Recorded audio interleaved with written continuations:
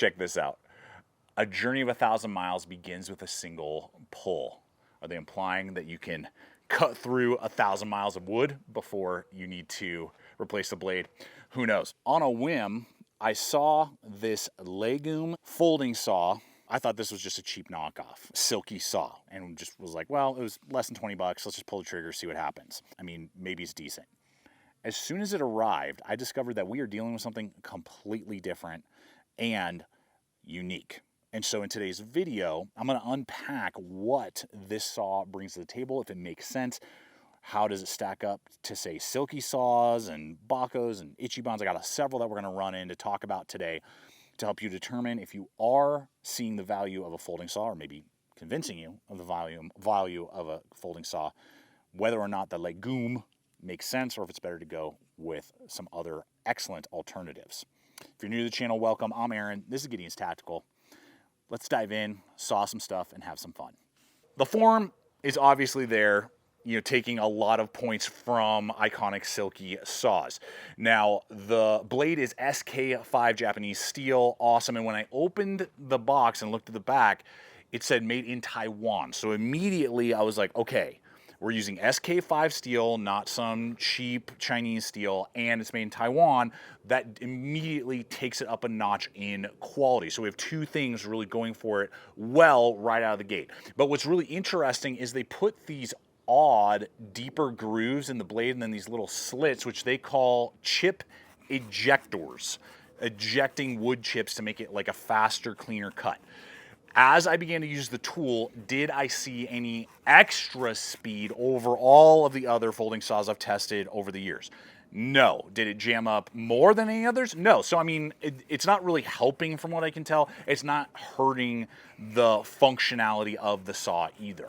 And when I was evaluating its overall performance, first starting out on dried wood, like pine, which is what we have out west, it was easily able to pull through and cut through the material. It didn't bind up, and the speed was on par. It wasn't better and it wasn't worse than any of my other saws that I own. So that was impressive, and I was pleased with that level of performance. Even going through like a 2x4 just for some testing is easily going to eat up that stuff if you're using this almost in more of like a property around town, carpentry, pruning role, because as I then used it on some green pine boughs, it also tore right through those, not getting bogged down. So I would say for general overall capability, it is right neck and neck with Silkies, with Samurais, and your BAHCOs. So in that category, I feel like the blade works as it should. But we have to consider more than just how the blade cuts. And that's where some competitive options might come into play and how this stacks up, some weird design characteristics I found with this model, and whether or not a straight blade like what we have here or a curved blade makes more sense, because this company does offer two variants, and why I don't own a Silky saw and how this mimics it in a way that maybe doesn't get me super stoked. I'm going to hit all of that here in just a moment. But before we dive into that, we all know how important it is to stay hydrated on trail, especially in the summer months. Well, that's where today's sponsor, Hardside Hydration, comes into play. Unlike all those cumbersome water bladders that tend to leak, are hard to clean and store, this hose in their swig rig system attaches to your favorite wide mouth water bottle like an Nalgene, and it can now stay on the exterior of your pack.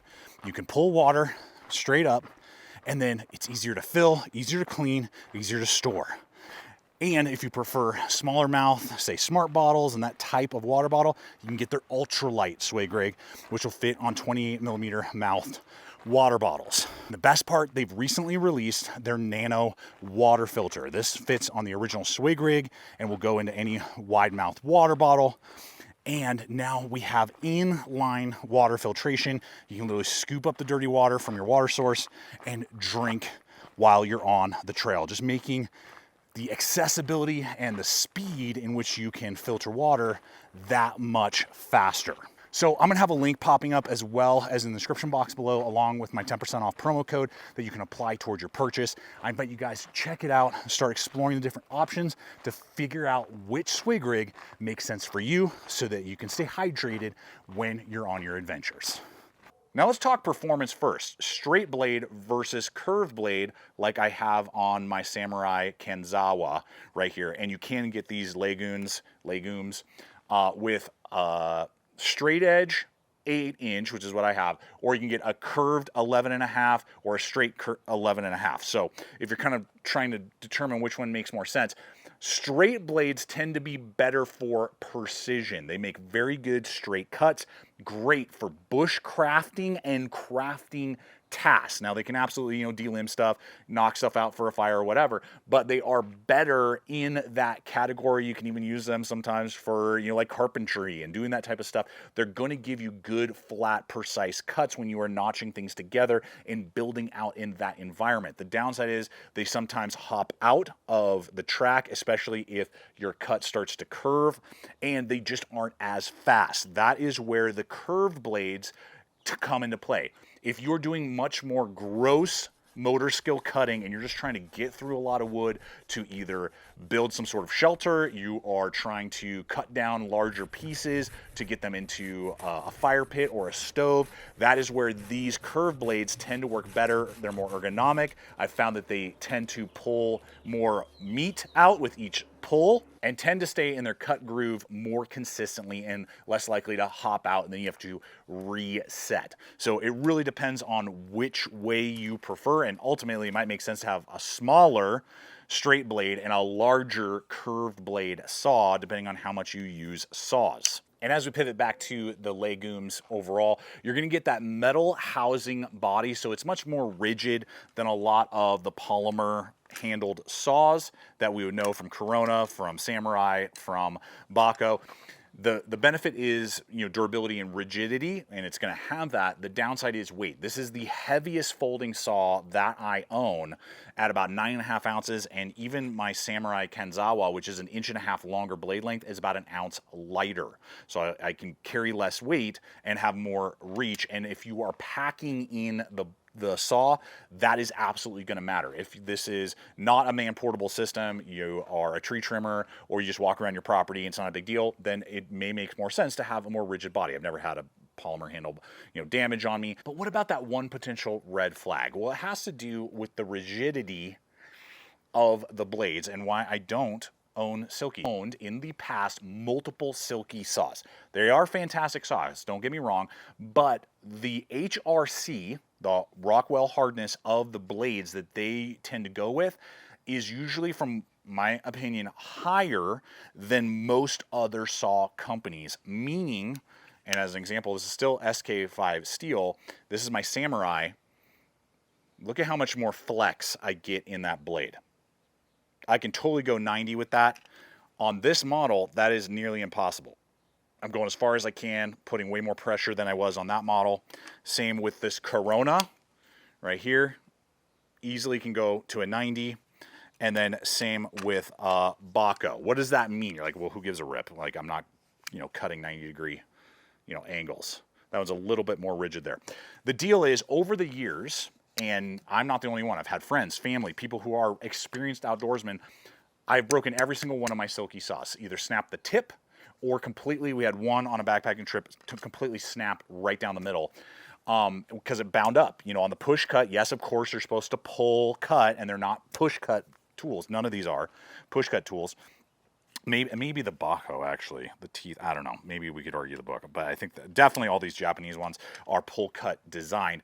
But every once in a while you're going, and if you've been there for 10 minutes and you're like, man, I'm breaking down wood, you're just kind of going. Well, what will end up happening is you might snag and I'd rather have a slightly bent blade that I can just kind of flex back than a tip that I lose and go ping and snap off, or a blade that totally snaps in half and then I am out a saw. And that has happened on all my Silkies, and that has never happened on multiple Samurais. That has never happened on multiple BAHCOs, and never happened on multiple Coronas, because I believe the HRC is lower, giving for more flex and less rigidity. These legumes, I have not been able to find spare blades available. I'm sure if you contacted the company, maybe you could, but like online on Amazon, like I didn't see where to get that. I am very confident that replaceable Silky blades will fit in here, since it looks identical in every way to me. The locking mechanism, the pivot, all that stuff. But this blade steel is operating and functioning and acting a lot more like my Silky blades than my other blades. So on one side, if you love your Silky saws and you've never had a problem, awesome, good for you. I'm glad. And I know most people are not in my boat. I'm just sharing my mileage, and your mileage may vary. Then this might be a budget-friendly, like half the cost option for you, especially if you already have a Silky, but you're maybe wanting to build out a couple kits, something like that. But if you're kind of on the fence or you're new to folding saws, that's something to consider. Is that in my experience, I don't want a saw to break on me when I'm, hiked in 13 miles in the Wyoming wilderness and I'm needing to process some wood for the campfire, and it goes ping and breaks. And again, never had that issue with any of my other ones. And I think it's just the hardness of the steel with less flex. Yes, it is technically like a mistake, but mistakes happen and you need to compensate for that as much as humanly possible. That is how I personally have compensated with it with other saws. So if I have something like this and I have something like this, that's usually about all I need. And only if I'm doing car camping or I know we're splitting a ton of wood, like at a cabin or something, am I going to go with a hatchet or an axe. Out west, folding saws and belt knives are the perfect combo for me and my mileage.